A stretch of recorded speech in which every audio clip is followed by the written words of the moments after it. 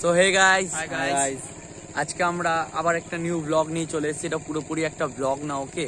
আমরা শুধু আজকে এই জায়গাটাকে দেখাবো, আর আমাদের আরেকটা ভিডিও এটা নিয়েই আছে। সেটা হলো হচ্ছে এই জায়গাটাকে পুরোটা দেখিয়েছি আমরা ওখানে, ঠিক আছে। মানে এই ভিডিওতে তো পুরোটা দেখানো সম্ভব না, কারণ জায়গাটা অনেক অনেক বড়।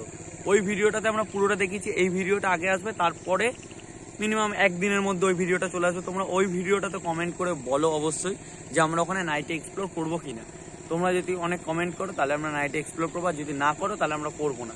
তো আরেকটা কথা বলে রাখি, শুধুমাত্র এটা এখানেই না, তোমরা দেখতে পারো একটু গোল করে। তোমরা ভাবো যে এটা কোথায় এসছি, একটুখানি গোল করে দেখা।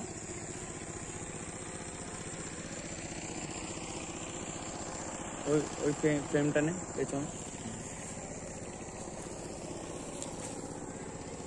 তোমরা গাইস দেখছো এই জঙ্গলটা, ঠিক আছে। এই যে সিনারিটা আছে, আমাকে দেখে ক্যামেরাটা, এই যে দেখতে পাচ্ছ, ঠিক আছে। এই যে এই জঙ্গলটা, এটা একটা মেন বহুত খতরনাক জঙ্গল আছে এখানে।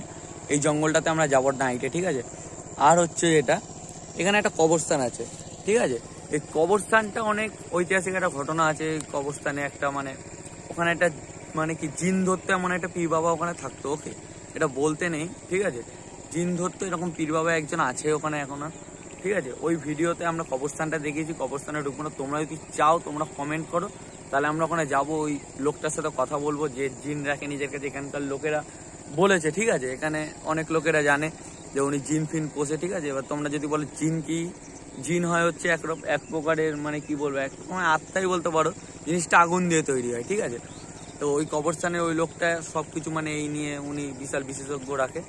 তো আমরা ওখানে যাব, তোমরা যদি কমেন্ট করো আমরা অবশ্যই যাব। তো ওই ভিডিওটা কালকে আসবে, তোমরা গিয়ে ওই ভিডিওটা নিচে কমেন্ট করো, আর ওই জায়গাটা পুরোটা দেখো, কারণ ওই ভিডিওটাতে পুরো জায়গাটা আছে। যদি তোমরা চাও নাইটে ওই জায়গাটাই সার্ভাইভ হবে, ঠিক আছে, যদি চাও। তো আজকে এইটুখানি। Please subscribe the my channel.